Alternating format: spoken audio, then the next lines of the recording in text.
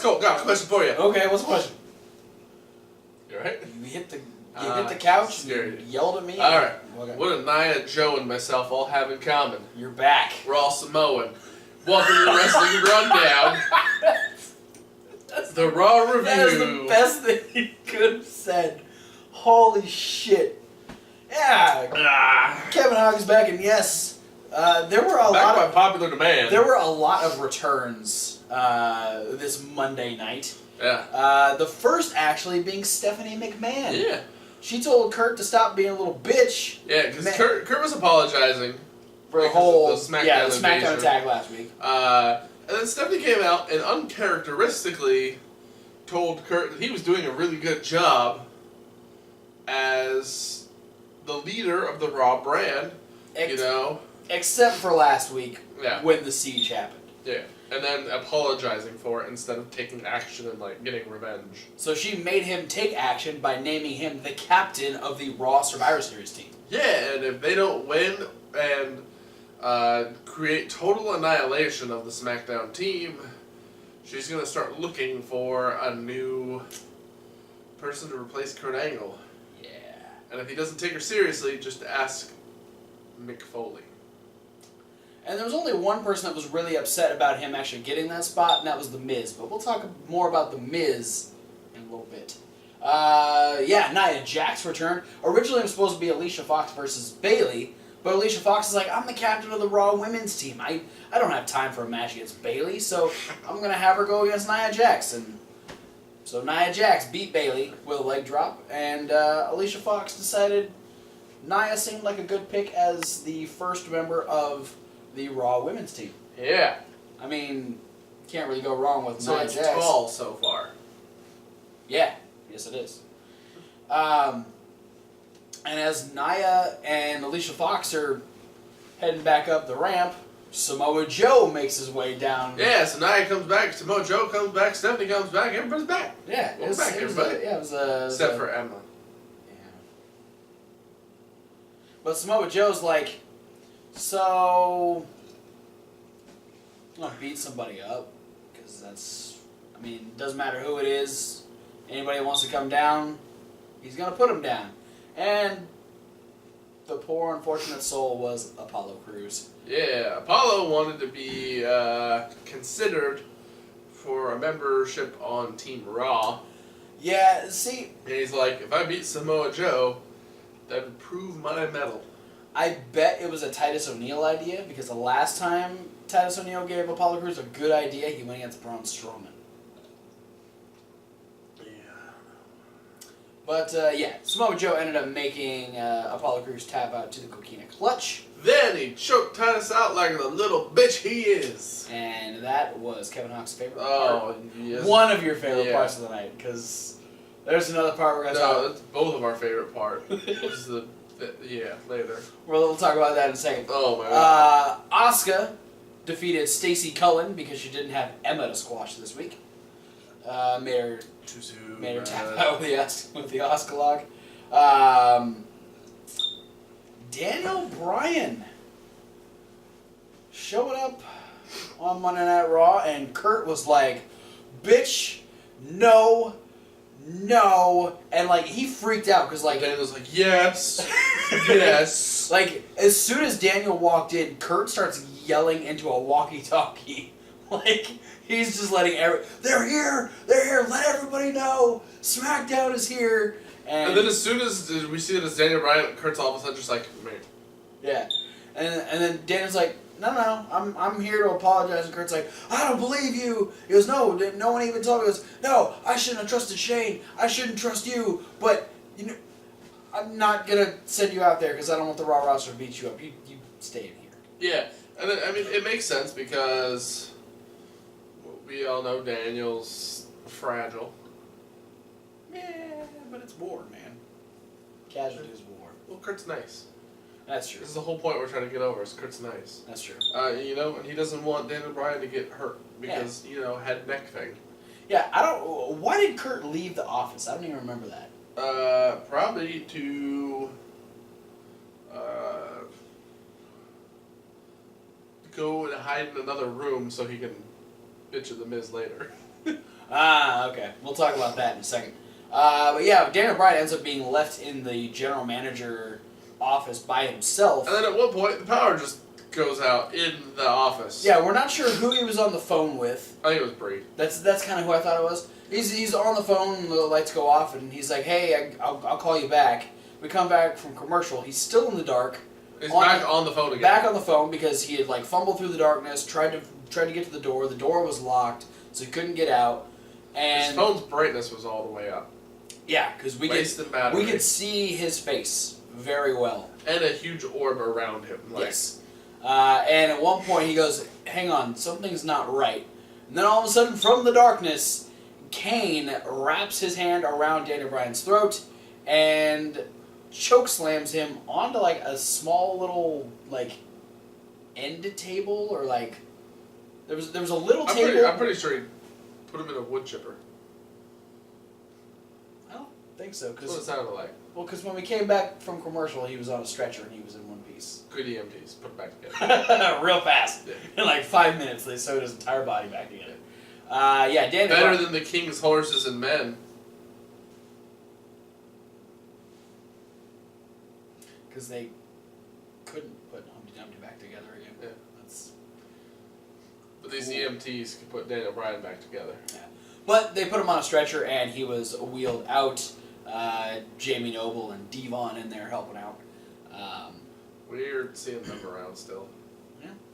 I mean, not Noble because, yeah, I mean... It's Devon. He's been, like, a backstage guy for years. Yeah. No, Devon, it's still weird to see Devon as a backstage guy. Yeah, that was the last we saw of Daniel Bryan. We probably won't see him on Smackdown tomorrow. Yeah, would be kind of surprised. But we did have Finn. There was a WWE.com update on Daniel Bryan. Oh, was there? He was taken to a local medical facility. Go figure. That's what happens usually when the EMTs put you on a backboard and into an ambulance. Because they're not. They just took him home. They're not going to say which hospital he got taken to because then everyone's going to show up at that fucking hospital. God, that would suck. That would really suck. Like, say you're a celebrity and you're injured. Yeah. And then it gets leaked. What hospital do you go to? Oh yeah, no, there'd be the last thing you want when you're trying to recover is a shit ton of people. by people. Yeah. Yeah. No, so that's why they say just a local medical facility. Plus, it's kayfabe. What? But we had Finn Balor versus Cesaro with Sheamus at ringside. This was a fun match. What was that? What did you say? What? Yeah, Sheamus got his little bits in there. He tried to distract Finn a couple times. It worked once, long enough for Cesaro to kind of like knock Finn off of the apron. Cesaro did a Swiss death. He did. He's been doing that more lately. Very European uppercut. Yes. that's what they call it on video games. Yes. But Finn Balor was able to fight his way back. Ended up... He knocked Sheamus off the apron, threw Cesaro out of the ring, dove on them both, Yeah. threw Cesaro back in, and then while Cesaro was trying to get up, he decided that he was just going to, he does the double stomp for reals, Yeah. usually. He decided he was going to do it regardless of what position Cesaro was in, and got him on the back of the head. And it was enough to knock Cesaro out. And then he tried to leave. And Kane said, no. Ken said, everybody likes Daniel, I got Daniel. Everybody likes you, Finn, I'm going to get you again. Yeah. Tombstoned him on the ramp. Yeah, Finn got tombstone on the ramp. Then he fought Seth Rollins. Yeah, because that was one of the matches that we knew was going to happen at the beginning. So Kane's like, well, I'm already here, so let's bring out Seth. So Seth and Dean came down. Weird thing about this is the bar was still at ringside. And also weird thing about this, Dean was wearing an elbow pad on his left arm. Dean, you didn't even wrestle. Nor does he ever actually wear an elbow pad. That's what I'm saying, is he didn't even wrestle, but he doesn't even wear them when he wrestles. Oh, he wears them when he's not wrestling. No. He's just always wearing elbow pads regardless. Like all throughout the day. And then when he gets ready for match time, he pulls the elbow pads off. He just goes forgot. out. Yeah. Okay. Yeah, Seth versus Kane. This is a match we haven't seen in a couple of years. Since Seth got hurt. Kane is actually able to beat Seth Rollins due to the distraction of the bar, because the bar ends up beating up Dean on the outside. Yeah, and Seth knocked Kane over once during the entire match, yeah. and I'm pretty sure it was accidental.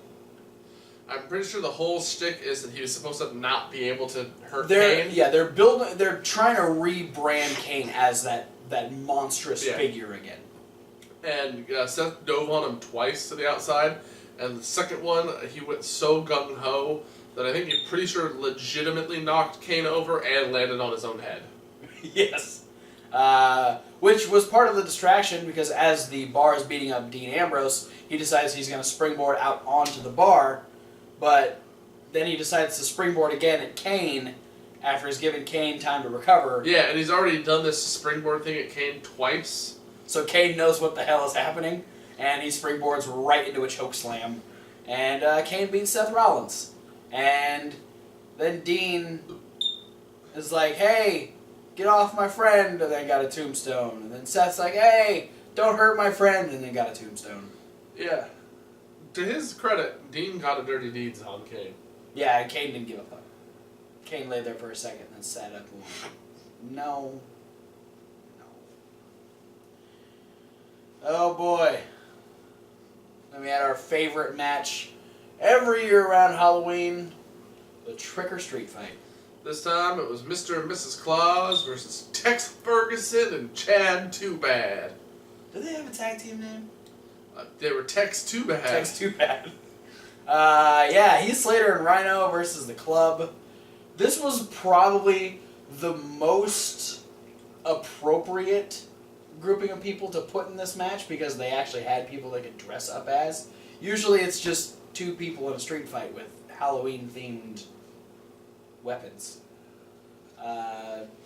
This, however, felt like it was so last second put together. Yeah, they tried. They tried a lot of like the usual like street fight type things, with items like that. But yeah, it definitely seemed like they forgot that they were as close to Halloween as they were, and they're like, shit, we do this match every year, and Halloween is actually, Smackdown's on Halloween, so we gotta do something.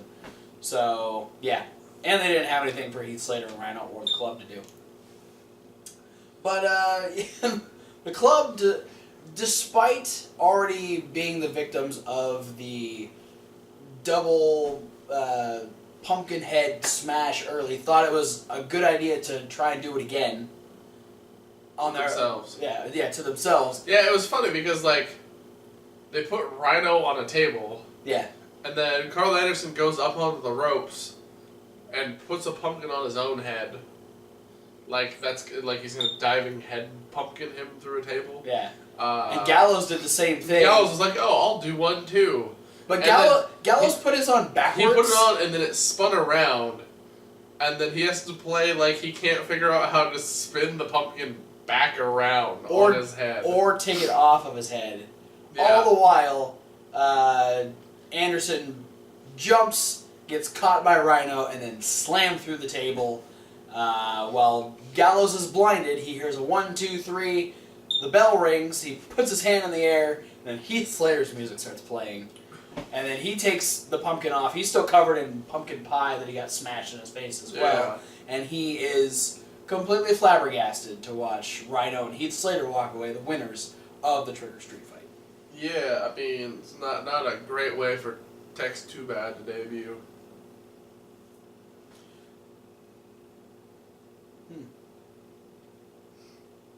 Wonder if this was the reason they broke up. It could be. A little time warp type thing. Yeah, well, it's, kind of interesting how they went against other Southpaw regional regulars, Pelvis Wesley, and one half of the Butchers. Yeah.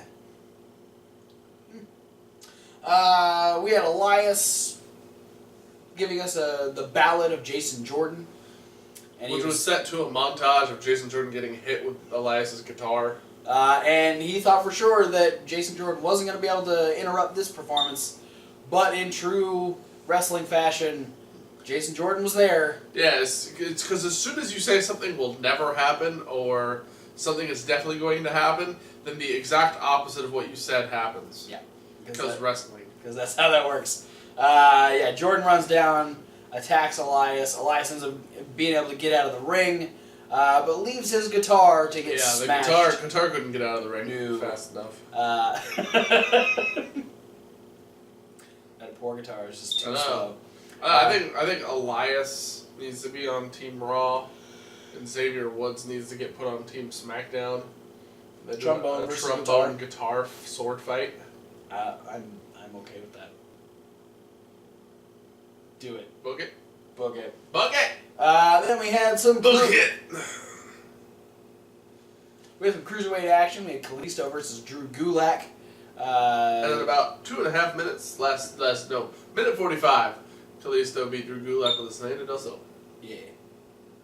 The promo with Drew Gulak and Enzo Amore prior to that was longer. But hey, and somebody finally spelled soft right. Yeah. Drew's a smart guy. He knows how to spell. There's only one word to describe you, and I'm going to spell it out for you. S-O-F-T. Soft. Enzo told me he'd never do it again. You're so white, it hurts. It's funny. That's coming from a guy who has this skin tone. That's true. Our main event was a women's championship match. Kurt Angle deciding that after the statement Mickey made last week by delivering a DDT to Alexa Bliss, that was enough to get her another title match. Mostly because Alexa came to the office earlier and was like, hey, we should cut some dead weight. You know, like, Mickey James. Just get rid of her. She doesn't need it. We need to revamp the women's roster. We could replace her with anybody from the Mae Young Classic. Or even dig up Mae herself. That was a rough line, Alexa. I mean, she might be going for like a Halloween theme thing, but it seems yeesh. It's a little iffy. Yeesh. We could always replace her with him. Moving on. Alexa Bliss defending against Mickey James. Another fantastic match. These two have really good chemistry together. Alexa was very much more the aggressor this time. Yes. Yeah, this was, Mickey spent most of the last match in charge. Yeah. So Alexa had this one kind of in the bag. The ending, I really enjoyed this ending because they were doing a lot of Mickey doing a lot of different pinfall roll-up type moves, a lot of cradle type pins. Very fluid. And then after an attempt of an O'Connor roll, and Alexa kicks out, Mickey gets up, spins around, and gets just decked straight in the face by Alexa. You wouldn't think Alexa Bliss is the person who would just fucking knockout punch someone. But that's what she did to Mickey James. Yeah, and it's a thing that I appreciate when it happens, not specifically because it's Alexa or anything, but it brings an element of realism into fake fights. Staged fights. Yeah. It's not fake. Well, to a degree. That in an actual fight, one punch with the right timing or just good luck will knock someone out. Oh, absolutely. You don't have to be the Big Show size to have a knockout punch. I wonder how Big Show feels about that. He's not on the roster anymore, so Alexa Bliss is taking his knockout punch. It's only off until his hip gets better. Well, that might be a while. So Alexa Bliss retains the Raw Women's Championship. Now on to our overarching storyline. As we said, The Miz was none too happy with the idea that Kurt Angle was going to be the captain of the Raw team. He feels like he's been a terrible general manager and he's getting rewarded for that. And Kurt's like, shut your fucking mouth, you punk-ass bitch. Go get ready, you got a match, and it's for your belt. Who am I going against? Shut your fucking mouth, you punk-ass bitch. If you were here on time, because Miz did show up after the beginning of Raw, you would have found out. But now I'm not going to tell you, because you're a punk-ass bitch. And Miz is like, fine. So Miz went to the ring, and he ended up defending the Intercontinental Championship against Matt Hardy. Version 1. Nah, it was Woken. Woken. Something. I was waiting for more. Woken Wisdom. Woken Wisdom. Yeah, Matt actually taking quite a good fight to The Miz. Yeah. A couple moments where it almost looked like Matt Hardy was going to be Intercontinental Champion. I don't think he's ever actually won that belt. I don't think so. I know Jeff won it. If he did, I don't remember. I don't remember either. I I think think he he was was an U.S. title. U.S. and I think he might have actually been European champion back when it was still a thing. Like towards the end of its And run. the ECW champion. Yeah, that too. That's the closest thing he got to a world title. But yeah, despite Matt Hardy's tenacity, hitting a twist of fate even, Miz was very resourceful. Hangman him over the ropes. Yep. And hit him with the skull crushing finale. Yep. And retained the Intercontinental Championship. Right after getting hit by a twist of fate. So, Yes. I mean, essentially no selling it. Nah, he sold it. He's rolled a little bit. Yeah. Some people roll like halfway across the ring after they get hit with finishers. At least he was closer to the ropes. But he was feeling good. Successful title defense. He's walking around. Bo is back. Bo's feeling better. Yeah, they're all getting ready to celebrate. They're going to have lobster and champagne. Yeah. They're going to have little bibs. It's all set up in the locker room, but something smells weird in the locker room. Yeah, they didn't have lobster and champagne. There was just a big bag of garbage. Duke the Dumpster Drosy return imminent. That's probably what Bo and Curtis thought, but Miz quickly thought, oh shit, Braun's back. Yeah, and then Curtis and Bo are like, no, he got trash compacted, dude. Like, no way he's coming back tonight. And then Miz went to Kane and was like, so, Kane, what do you think the odds of Braun Strowman coming back tonight are? And Well, he's like... if he is here, he knows where to find me, so... And he's like, well, you know, good to know that you're on my side. Kane went, ha! Your side? You're on your own. And walked away. And then Miz was like, well, hopefully he's right. Braun Strowman won't be back. But then he went to the bar. Just in case Braun does come back, Miz needs a little bit more backup than Curtis Axel and Bo Dallas. Yeah. He went to the bar and he's like, so guys, what do you think the odds are that Braun Strowman's going to come back? And, you know, they're just like, whatever they said. And then he's just like, yeah, good to know I've got a good, strong team with me. Team? Ha! You're on your own. And they walked away too. It's like, oh, shit balls. And then he's like, okay, well, since none of the big guys that helped me are sticking around, I'm going to leave. And Kurt's like, And this bitch. is where Kurt pops out of a random room. Like, Miz is like getting ready to leave, and Kurt just pops out of a doorway like, where are you going, you punk-ass bitch?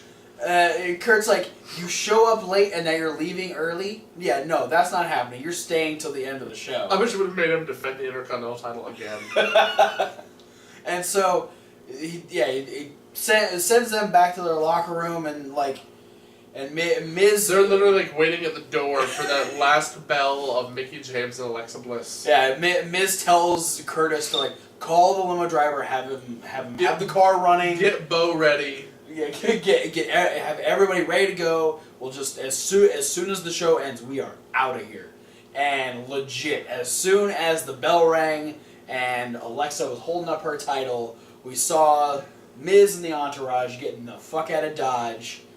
Though this was my only issue with it is Miz is so worried about getting the fuck out of Dodge as fast as possible, but he still bitches that the driver isn't closing the trunk or opening the door for him. Yeah. If you're trying to get the fuck out of there, do it your goddamn self. But regardless, they do end up getting in the car. All their bags are in there, and they tell the driver to take them to the nearest airport. And they make it all of about 2 feet. Before the limo screeches to a halt because there's a garbage truck in front of them. That garbage truck is full of Braun Strowman, who makes a super shredder-esque appearance from like bottom screen. Yeah, he like the he bat rises from the depths. Like the trash just starts falling out of. This is a completely different garbage truck than was at TLC. The garbage falls. Well, I mean, because they're in a fucking different state. Continuity, man. Continuity. Yeah. They could have at least got one the same color. This one was fire red. engine red. The other one was dirty ass white. And a bunch of garbage falls out, which I'm assuming Braun at this point was in a bag. Because he just like ripped himself out of a garbage bag and then stood up. And he stands up, looks in the window, and just does. And so Miz and the entourage are like, no, get the fuck out! So they all like fall out of the car and they start going back up the little stairway on the loading dock that they were by and start running away. And the camera pans over, and Braun Strowman he mounted the limo, runs across the top. It was the best thing. But I think what it was, I think Braun was afraid of collapsing the top of the limo. Yeah, he ran really gingerly. He did the daintiest Braun Strowman run ever. And Braun Strowman I want us to put up as many pictures as possible of Braun Strowman and his dainty run. However many we can find, I got it. Braun Strowman and the dainty run. If you haven't, that's going to be the name of a punk band. Braun Strowman's and the dainty runs. Ugh. Ew. That sounds. No.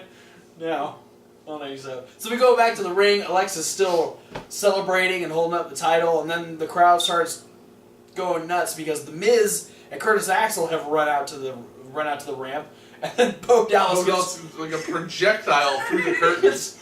He's been off TV for a couple weeks, so he's gonna take his bumps. He gets hurled out onto the ramp. Then the crowd explodes because Braun Strowman comes out and completely demolishes Miz and the entourage. Especially Curtis Axel, who takes 5 power slams. One of them being through. Actually, I think the one through the table was the 6th. Maybe it was. Because I think Corey actually counted 5, or Booker said 5, but I'm pretty sure it was at number 4. Oh, okay. Booker just gets really excited when things get near 5s. 5 is Booker's number, man. Yeah, it's been his number for years. Even though he's been champion 6 times now. But he was a 5-time WCW champion. Yeah. Even though the Raw title was the WCW title, but that's beside the point. Braun Strowman's back. Samoa Joe is back. Curtis Axel's back. Bo Dallas is back. Stephanie McMahon's back. Nia Jax is back. And Kevin Hawk is back. I'm back. After a 1-day hiatus. And Samoan. I'm not sure how you not. Right. That's it. Thanks for watching, guys. Don't forget to like, comment, and subscribe. Click the links down below. So many links. Like a podcast. There, the timeline link. And a reasonable wrestling fan. That's reasonable than I do. Like wrestling. Ooh wee. Yeah, check out Reasonable Wrestling Fans coming out this week. We will finally put up that. What? We'll finally put up that unboxing video. Get a little bit of a teaser here. We got our new little brawling buddy up here, Joey Ryan. That's one of the few performing the U-Pornplex on Kenny Omega currently. Mostly because he's the only other brawling buddy that has an arm down. But yeah, check out that stuff. Stay on this channel because we got more stuff coming up this week. We got Smackdown tomorrow, and we have NXT on Wednesday. And we're going to be having top 5 pretty soon as well for the month of October. But for now, guys, thanks for watching. We'll see you top 5. At whatever video you decide to watch next. Fuck Enzo Amore. Yeah, and fuck Titus O'Neil. Samoa Joe did that. For real. Fucked him up. Thank you, Joe. Love. Welcome back, Joe. Family.